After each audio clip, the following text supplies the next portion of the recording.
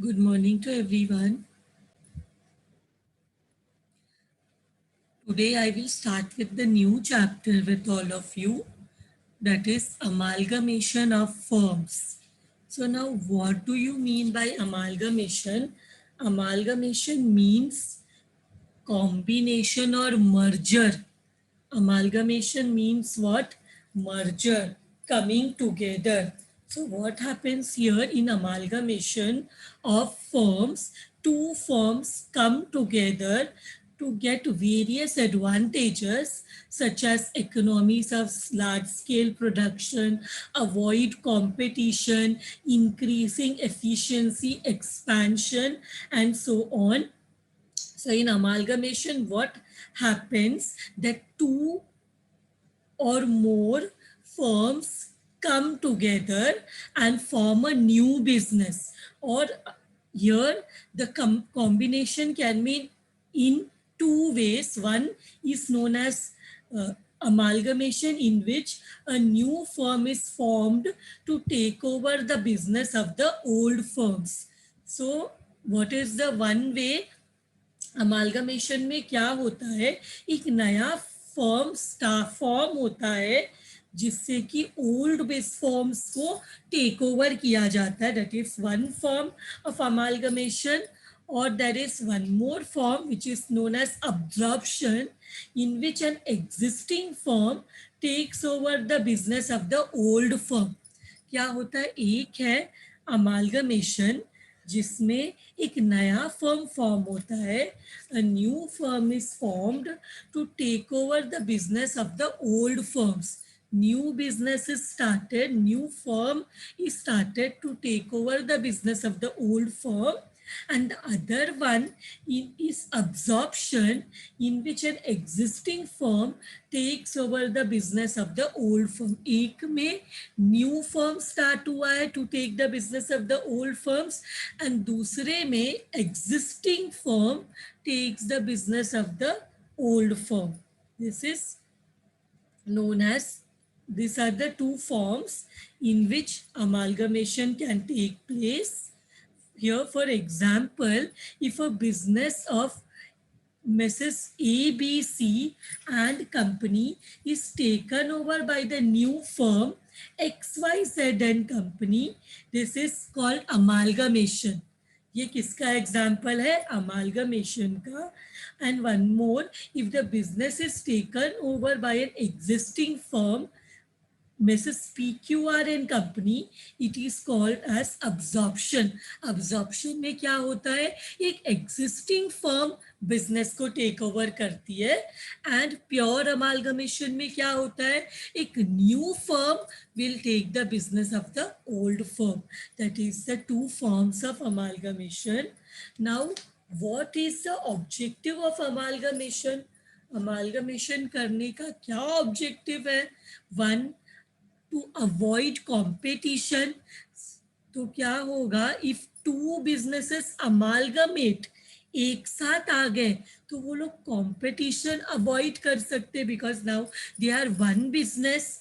To avoid competition, to have monopoly in a particular trade. Suppose दो ही businesses हैं और दोनों एक हो गए तो this will B monopoly. Monopoly means single seller. Monopoly means single seller. So to get the advantage of, to enjoy monopoly in a particular business, in a particular trade, is can be one of the objective of amalgamation. Next, to unite persons of varied skills for an efficient conduct of the business. Now, when two businesses amalgamate, come together, there may be partners who are having different types of skills, and that can come together, and this can help to improve the efficiency of the business. And then when two or more businesses amalgamate, the capital also gets increases. We get more capital. So this can be used for expansion of the business. So when two businesses amalgamate, they may get more capital and that may be used for the further expansion of the business, and to have large scale business and to enjoy the benefits of large scale operations, economies of scale enjoy करने के लिए, business large scale business का benefit obtain करने के लिए also there may be amalgamation. These are some of the objectives. Now let us come to the next slide. So now let us see the accounting procedures. Very important, the accounting procedure. So here what we do, we open, this is known as realization method, in which what happened, see amalgamation may, there are two forms. In amalgamation what happens, there are two forms, which is the old firm which is taken over is known as the vendor firm. जो अपना business को sell करता है या जिस business को टेक over करते हैं उसको हम बोलते हैं वेंडर फर्म. उसको हम क्या बोलते हैं, वेंडर फर्म. तो यहाँ पे क्या होता है, there are two businesses, one is suppose two of the businesses are closing down. जो बिजनेस क्लोज डाउन होता है, जिसको कोई परचेज करते हैं, जो अपना बिजनेस को सेल करते हैं, is known as a vendor firm. It is known as a vendor or the seller firm. So vendor firm is closed down. जो सेलर फर्म होता है, जो अपना बिजनेस को सेल करता है, that firm is close down. That firm is known as the vendor firm. And the firm which takes over is known as the purchasing firm. जो बिजनेस को टेक ओवर करता है ओल्ड फर्म्स का, is known as the purchasing firm or the new firm. Purchasing firm भी बोल सकते हैं या तो न्यू फर्म भी बोल सकते हैं. इस मेथड को हम रियलाइजेशन मेथड बोलते हैं. यहाँ पे क्या होता है, द वेंडर फर्म और the old firm is dissolved on amalgamation. Amalgamation में क्या होता है, the old firm is closed down and we follow here realization method. This you must have done in your 12th standard. Dissolution आपने किया है, तो the accounting procedures are the same as dissolution in amalgamation. तो हम same, almost same journal entries रहेगा हमारे लिए. तो ये आपके लिए रिपीटेशन जैसा रहेगा. But here the vendor firm is getting closed down, तो हम डिसोल्यूशंस के सारे प्रोसीजर्स फॉलो करेंगे. Realisation account, so what we will be opening the realization account. Now what will be the starting point, ये सम का starting point रहेगा. The balance sheet of each of the old firm as on the date of dissolution is given. So this is the starting point.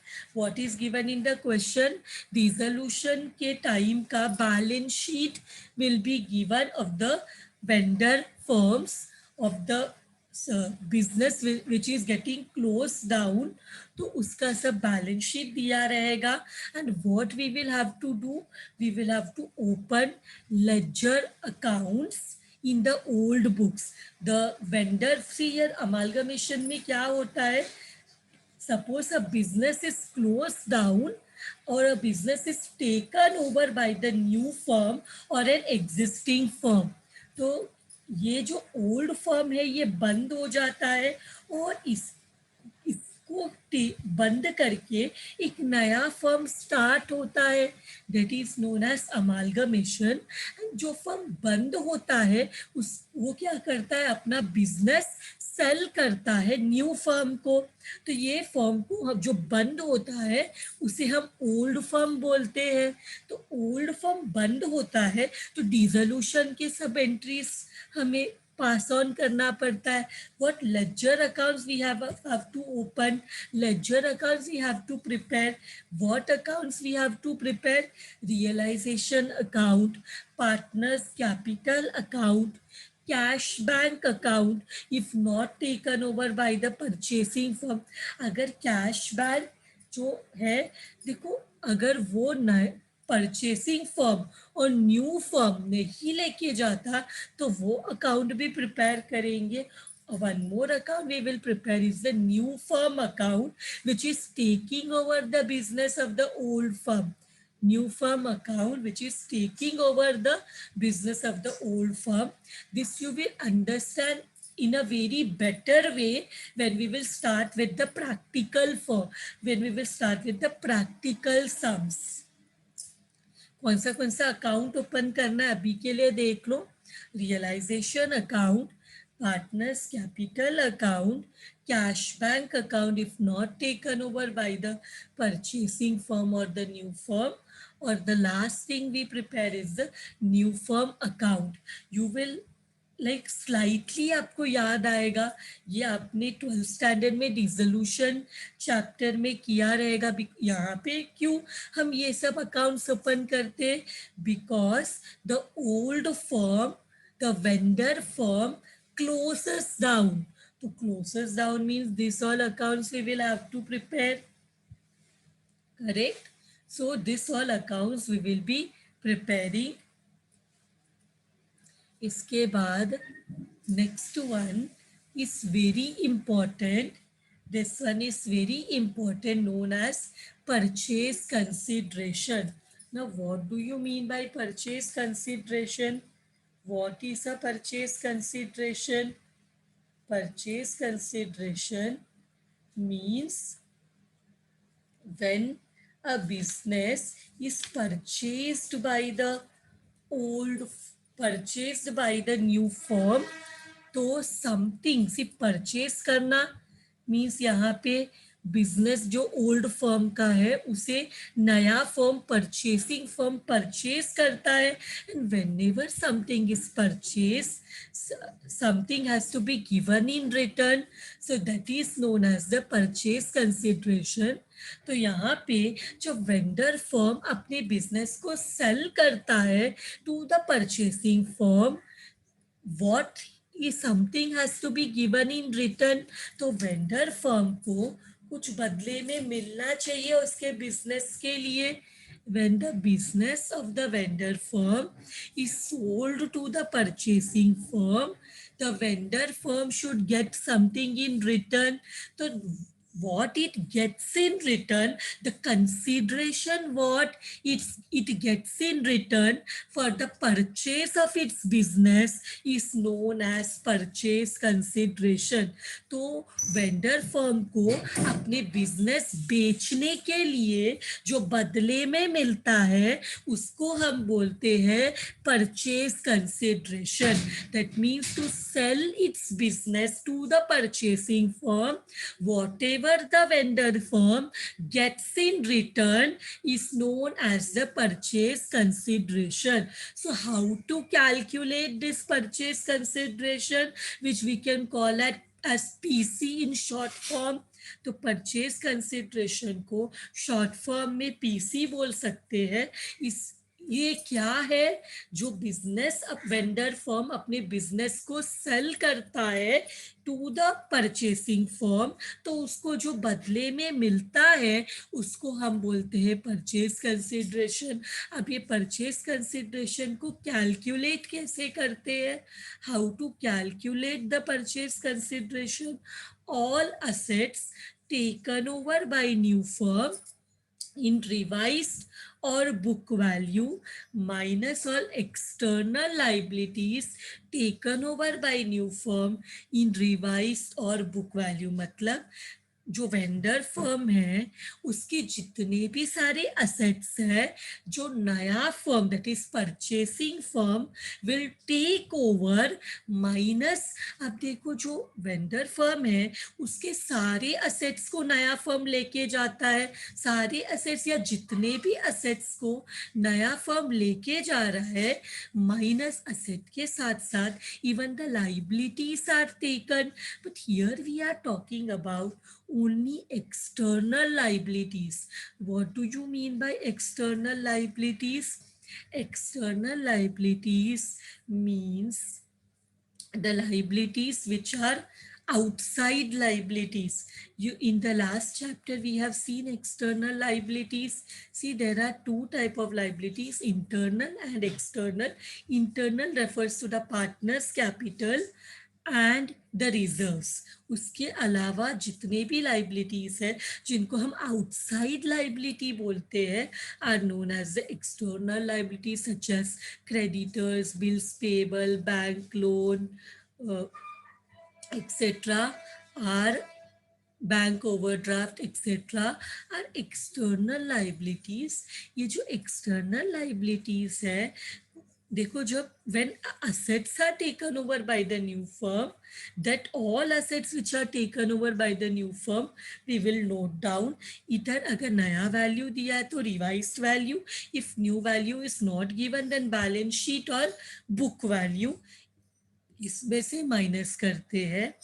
all external liabilities taken over by the new firm, see very important, all the assets that are taken over by the new firm, that is purchasing firm, in new value or old value, whichever is given. If new value is given, new value; if not given, then old value, minus all external liabilities taken over by new firm in revised value or book value. If new value is given, then revised new value, which is also called revised value, और book value if new value is not given.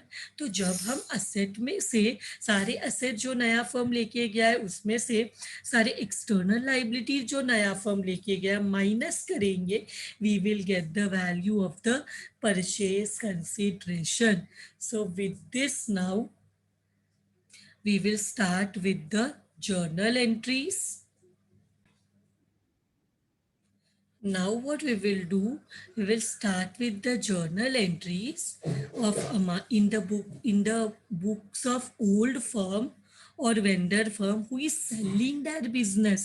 तो हम सबसे पहले journal entries किसका करेंगे? So amalgamation में दो, there are two parties in amalgamation. One is old firm who sell their business, another one is purchasing firm who purchase the business of the old firm।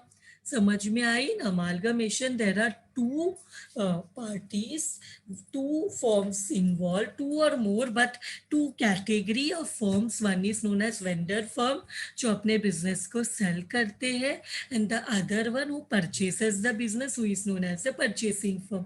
Getting my point? Two categories are there in amalgamation, one known as the vendor firm who sell their business and the other one new firm who purchase their business. तो यहाँ पे हम पहले journal entries देखते हैं in the books of old firm, that is the vendor firm. But before starting with the journal entries, one thing we have to understand is asset मतलब which balance, asset मतलब debit balance. ये तुम लोग को understand करना is very very important, because this will be the base for the understanding the journal entry. So asset को अगर हम डेबिट बैलेंस बोलते हैं तो लाइबिलिटी को कौन सा बैलेंस बोलेंगे? Tell me. असेट इज अगर debit balance, then liability means which balance? If asset is debit balance, then liability will be credit balance। समझने के लिए what we do, asset को debit balance and liability को credit balance। This is very important for us to understand till we are doing journal entry। journal entries को समझने के लिए we will have to understand this in a very better, we have to remember this। asset means debit balance, liability means credit balance. Normally when you see a ledger account, तो कैसे हम लोग समझते हैं, ये सपोज लेजर अकाउंट है, तो ये लेजर अकाउंट को ये डेबिट साइड मानते हैं, ये क्रेडिट साइड मानते हैं, correct. In a ledger account what we say, this amount, particular amount. So just to make you understand, ये और ये, and here particulars, here also particular. So this is the ledger account, correct. तो यहाँ पे हम इसको debit मानते हैं एंड इसको हम मानते हैं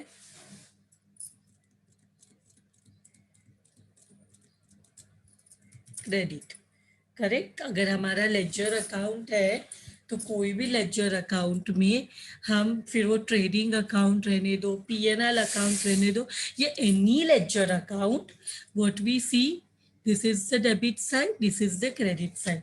Now let us see the balance sheet. Let us understand the balance sheet. Is balance sheet a ledger account? Tell me, is balance sheet a ledger account? We say balance sheet is a statement. We say balance sheet is a statement, correct. So here ये हमारा asset होता है, this is liability and this is asset, but balance sheet is not a ledger. So ये जो liability है इसको हम credit मानते हैं, मानने के लिए, and this asset we consider as debit. Getting my point? asset को हम डेबिट बैलेंस मानते हैं एंड लाइबिलिटी को क्रेडिट. नॉर्मली इन लेजर इसको हम डेबिट साइड मानते हैं, इसको क्रेडिट साइड.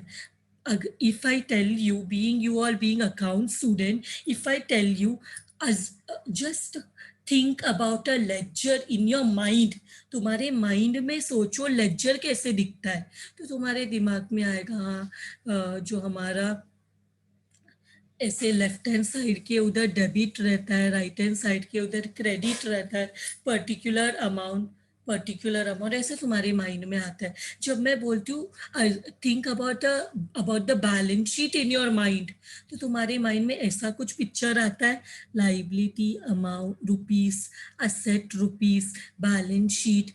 तो हमेशा ध्यान में रखो, balance sheet is not a ledger account, तो इट इज द ऑपोजिट. कैसे स्टेटमेंट है ना, तो लाइबिलिटी को हम क्रेडिट मानते हैं, असेट को डेबिट. कभी भी तुमको अगर बोला जाए आज के बाद just think about balance sheet in your mind, तुम ऐसे ही सोचोगे, बट बैलेंस कैसे सोचना है, liability is credit and asset is debit. समझा, liability is credit and asset is debit. Just for you all to understand this I have drawn.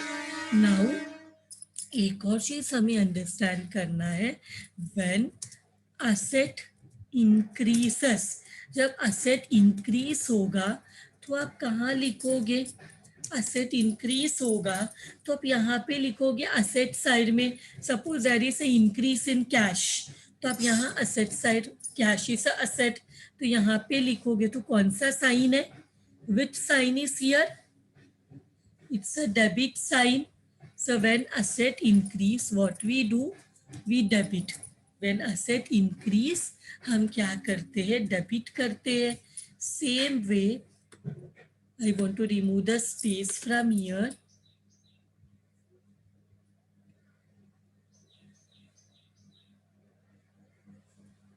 When asset decreases, asset decrease होता है तो हम क्या करेंगे, उसको असेट में से कैंसल कर देंगे. तो asset is a debit balance. Debit का ऑपोजिट क्या है, when we cancel asset, asset को हम यहाँ से बैलेंस शीट असेट साइड से कैंसल कर देंगे, निकाल देंगे. So what will be the effect, because asset is a debit, उसको कैंसल करेंगे, कम होगा असेट, तो it will be a credit. When asset decreases, it will be a credit. Same way, let us understand for liability. Liability increase होता है, liability increases, तो what we will do, liability means what, increase होगा. suppose creditor है, increase हुआ, हम liability side में लिखेंगे which is that balance, the balance is credit. अब लाइबिलिटी डिक्रीज होगा तो व्हेन लाइबिलिटी डिक्रीसेस, हम क्रेडिट में से लाइबिलिटी साइड में से निकाल देंगे उसको, तो क्रेडिट का opposite, what is the opposite of credit, it is debit. So you all should understand this in a very proper manner because this is very useful for our journal entry. Next, let us understand expenses and losses. When expenses and losses happens, तो हम ये chapter में जब expenses and losses होता है तो realisation को debit all expenses and losses बोलते हैं.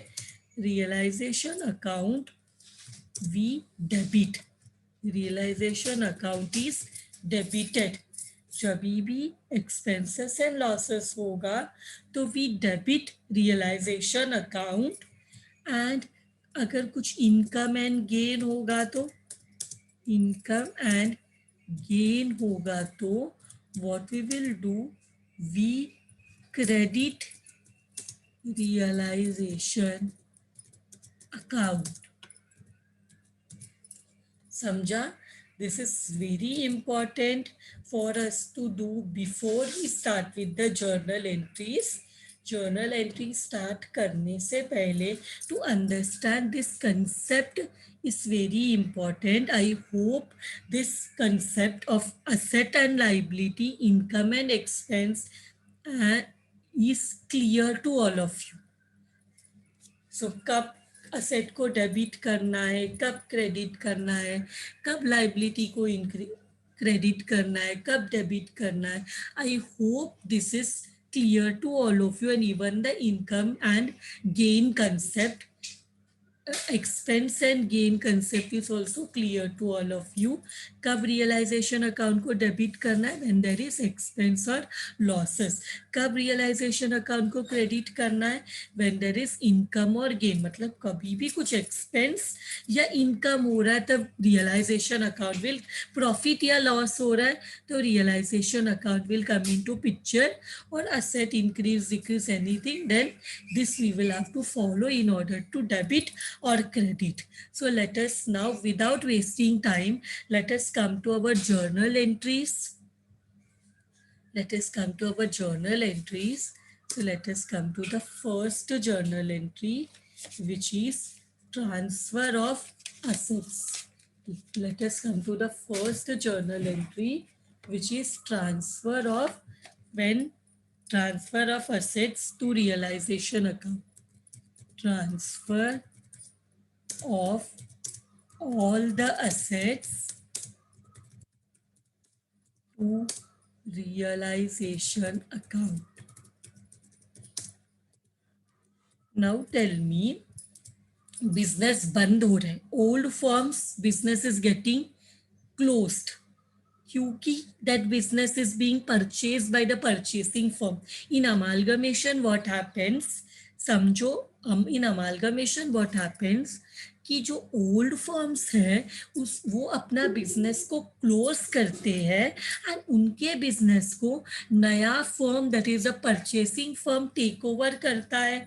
तो बिजनेस बंद होता है तो सारे असेट्स को कैंसल करते हैं, सारे असेट्स को कैंसल करके रियलाइजेशन अकाउंट में ट्रांसफर करते.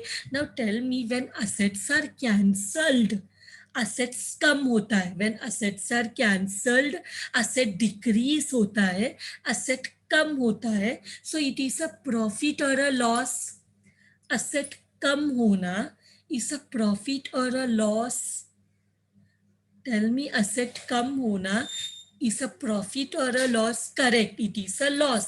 So loss होता है तो debit realisation account, getting my point. Debit realisation account जब लॉस होता है तो debit all expenses and losses. तो वी गॉट कि हमें रियलाइजेशन अकाउंट को डेबिट करना है. And tell me, asset decrease हो रहा है. असेट कैंसल होना मतलब असेट डिक्रीज होता है. व्हेन असेट डिक्रीज हम असेट को क्या करेंगे?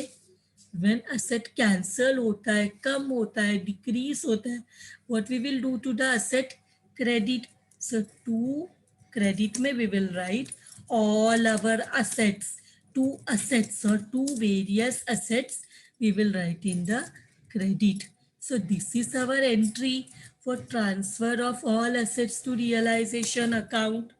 This is our entry. Now what we will do?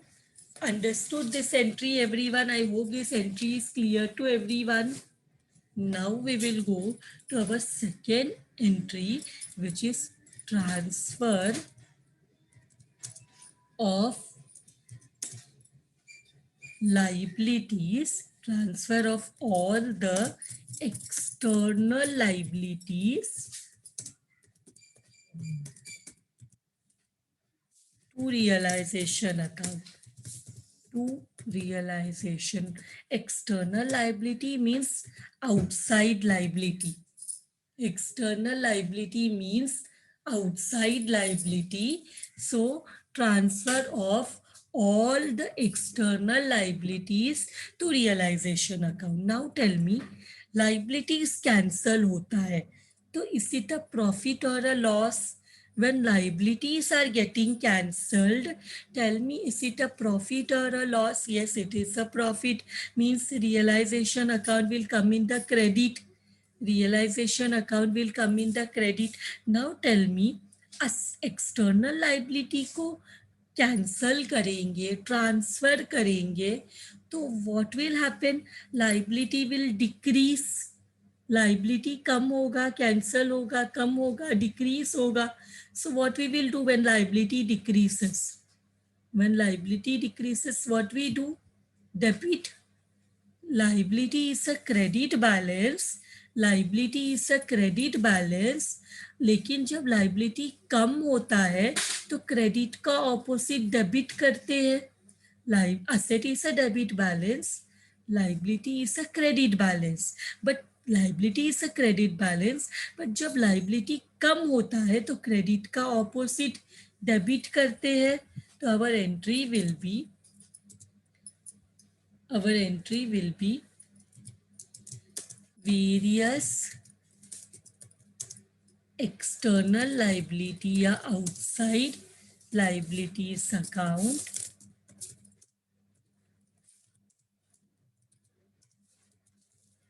debit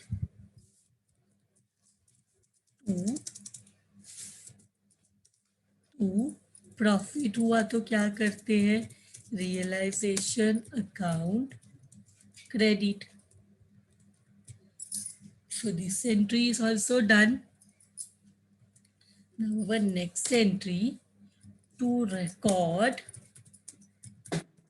purchase consideration due. To record purchase consideration due. Due means payable. अभी तक पे नहीं हुआ है. It is payable. We have to pay the purchase consideration. अभी तक purchase consideration पे नहीं हुआ है तो what will be the entry? Now tell me, ये what is purchase consideration? It is the exchange value what the old firm will get for selling that business. Business को cell करने के लिए जो बदले में मिलने वाला है, दैट इज परचेज कंसिडरेशन. अब ओल्ड फर्म को ये मिलेगा, purchase consideration they will receive. Now is this a profit और लॉस टू देम, उनको उनके बिजनेस के लिए एक्सचेंज में कंसिडरेशन मिलेगा, बिजनेस के एक्सचेंज में इनको कंसिडरेशन मिलेगा, अभी तक मिला नहीं है, यस फ्यूचर में मिलेगा, मतलब ये प्रॉफिट ही है। लेकिन तो हु विल पे, कौन इनको देने वाला है ये परचेज कंसिडरेशन, किससे मिलने वाला है परचेज कंसिडरेशन, न्यू फर्म से या परचेसिंग फर्म से, करेक्ट, ये परचेसिंग फर्म को पे करना है। तो यहाँ पे हम लिखेंगे परचेसिंग फर्म, या we may also call it as new firm account debit to to ये क्या है, प्रॉफिट है, realisation account. So this is also done. So next entry क्या है, if suppose for takeover, if a asset is taken over, if an asset is taken over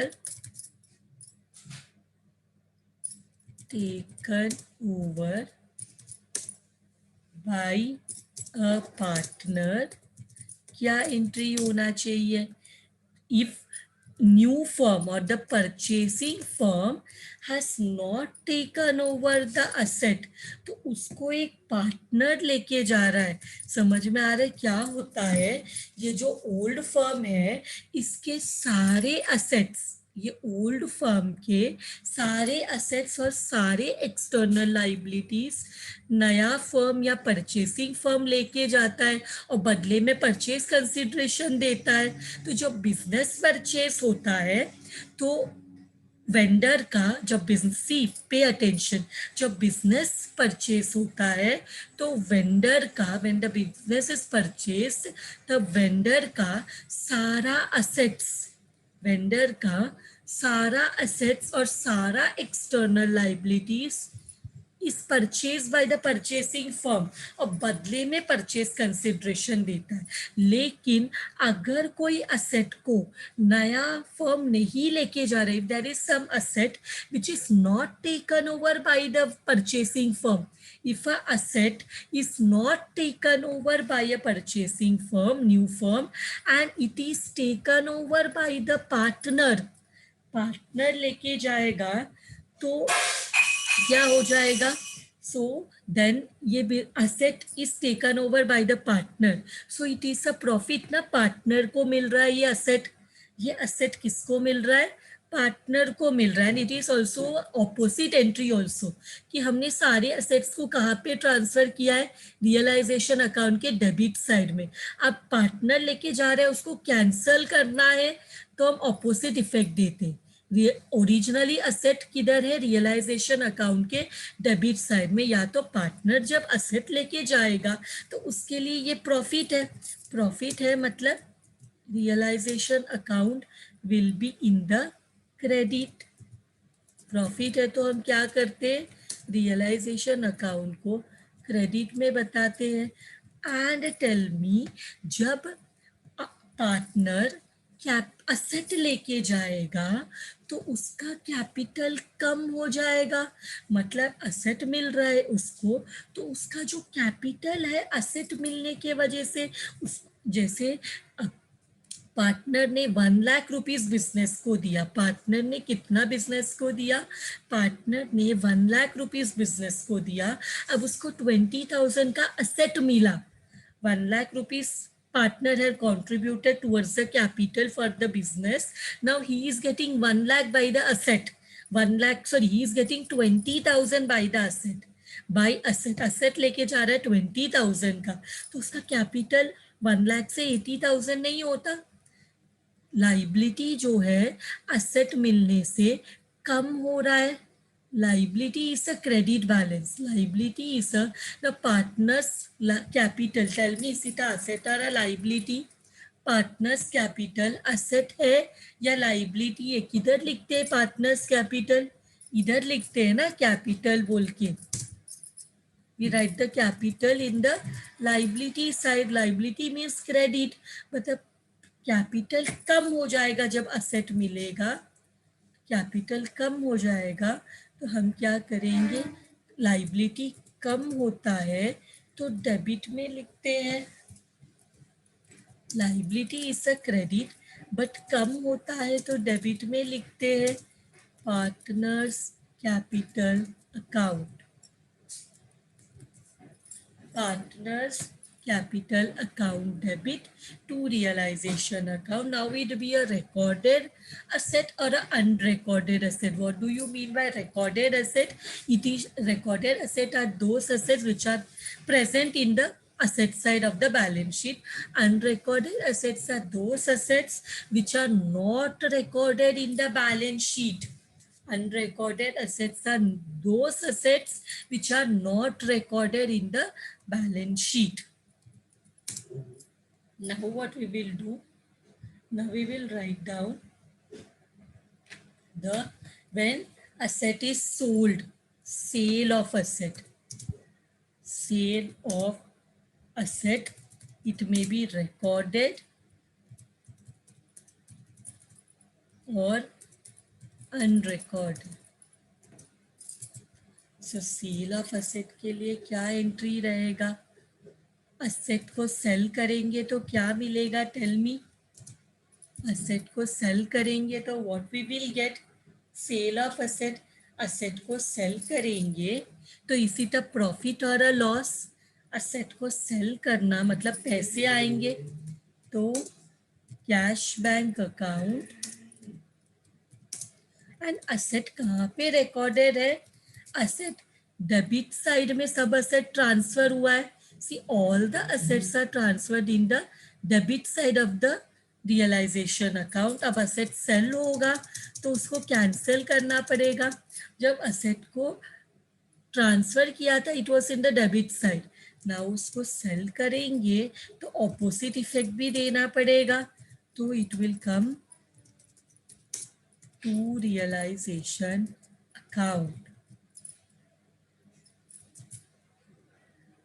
Originally asset was in the debit. अब उसको cancel करेंगे, उसको cell करेंगे तो opposite effect देना पड़ता है. तो वी ऐसा भी करते या असेट सेल करेंगे मतलब पैसा आएगा, इनकम. तो इनकम रहता है तो we credit income or gain means what we do? We credit realization account to realization account for you all to understand. Now next one, for an asset, if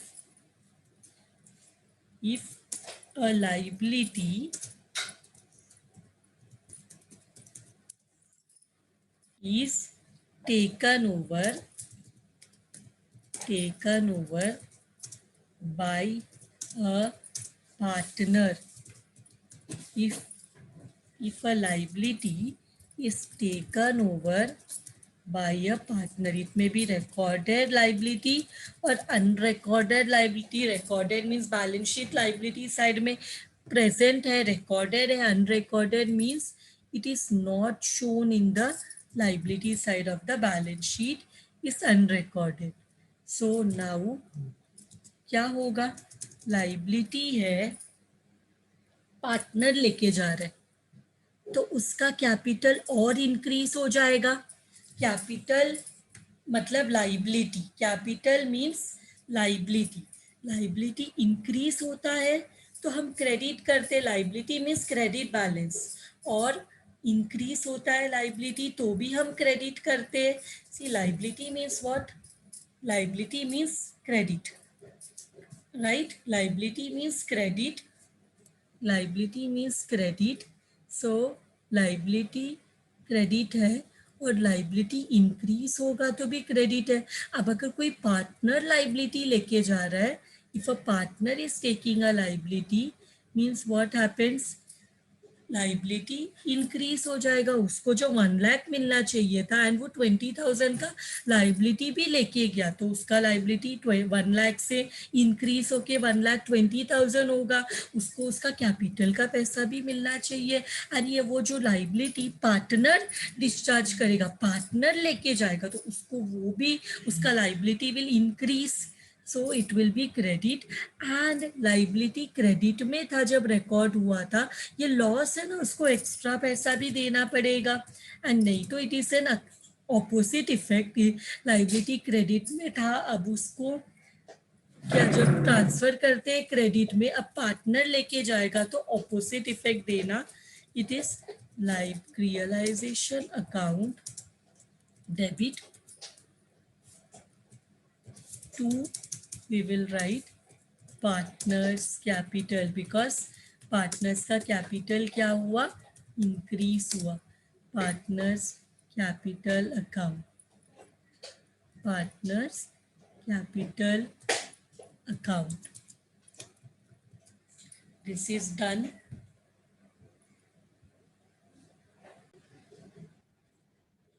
Now let us go to the next entry. So ये हो गया taken over. So next one है payment of a liability or expense. Realization expense होता है ना, expense on what is it, expense on realisation means ये जो realisation कर रहे हैं, डिसोल्यूशन कर रहे हैं, असेट्स आर टेक, तो असेट्स आर मतलब business is getting closed, old firm का बिजनेस क्लोज हो रहा है, तो कुछ एक्सपेंस भी हो सकता है ये रियलाइजेशन का, when the business is getting sold. तो ये इसका क्या एंट्री होगा, it may be liability may be recorded one, जो लाइबिलिटी को हम पे कर रहे हैं, payment of liability may be a recorded one, और it may be a unrecorded one which is not present in the balance sheet. So क्या entry होगा, हमें लॉस होगा, एक्सपेंस होगा, लाइबिलिटी को पे करना, इस एक्सपेंस या ऑपोजिट इफेक्ट क्रेडिट का, डेबिट एक्सपेंस होगा बराबर लॉस होगा लाइबिलिटी, और दूसरा पे करेंगे तो क्या जाएगा, लाइबिलिटी पे करेंगे तो what will go out, payment of liability और payment of expenses, it will be cash going out. Now next one is for recording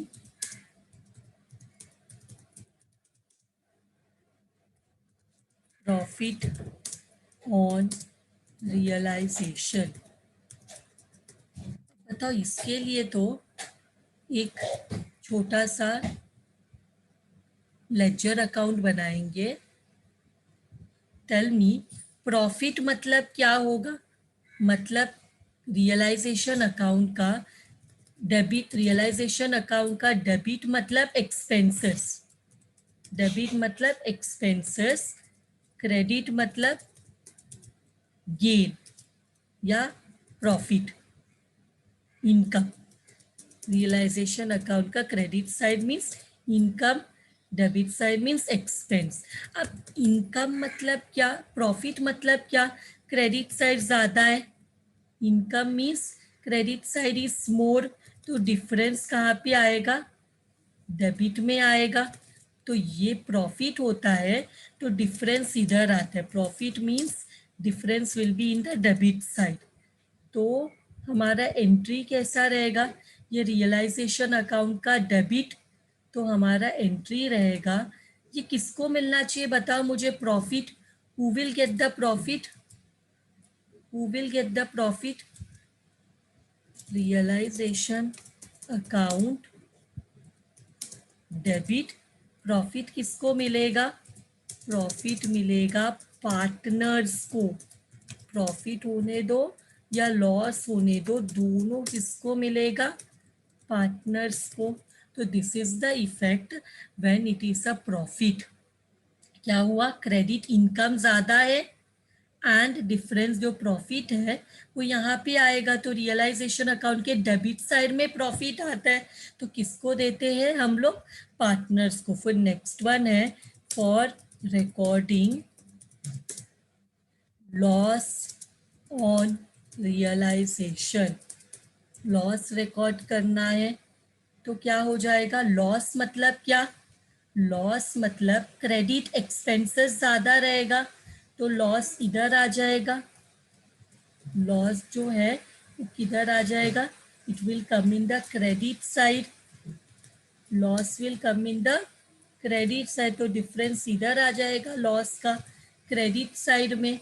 तो यहाँ पे किसको मिलेगा, प्रॉफिट अगर पार्टनर्स को मिल रहा है तो loss also will belong to the partners, right. तो opposite entry, it will be a opposite entry to realization account.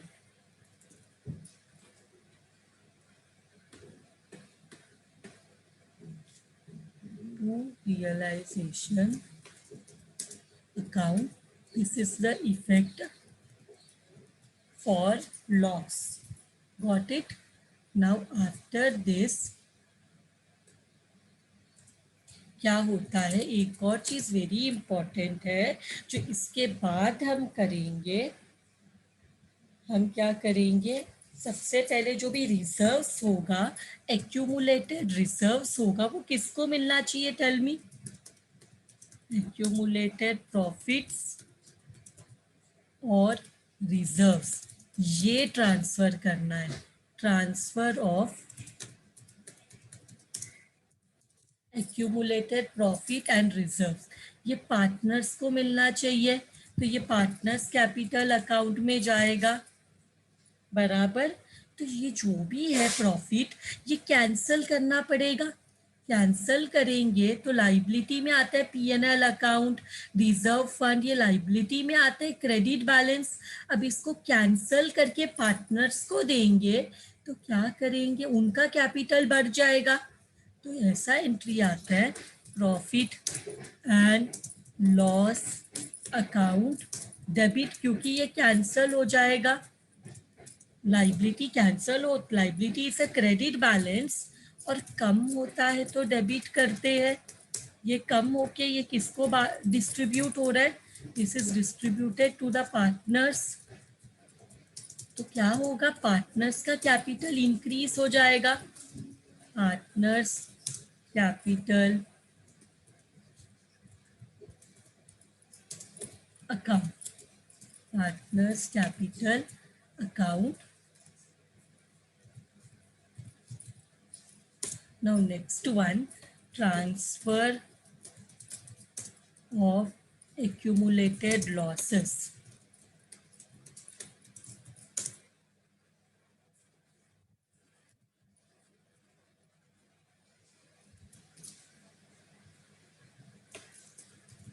Accumulated loss, जब प्रॉफिट पार्टनर्स को मिलेगा तो लॉस किसको मिलेगा, टेल मी, प्रॉफिट अगर पार्टनर्स को मिलेगा तो लॉस भी पार्टनर्स को ही मिलेगा, तो उनको लॉस मिलता है, देखो यहाँ पे, तो क्या एंट्री रहेगा, पार्टनर्स कैपिटल अकाउंट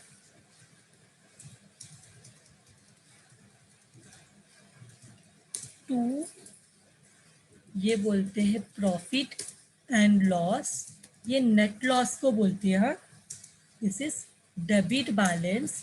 जब भी profit and loss account debit side में आता है ना, असेट साइड में आता है, तो उसको लॉस बोलते हैं, डेबिट बैलेंस भी बोल सकते हैं इसको, या यू में से इट लॉस, नेट लॉस, तो वो भी पार्टनर्स को मिलेगा।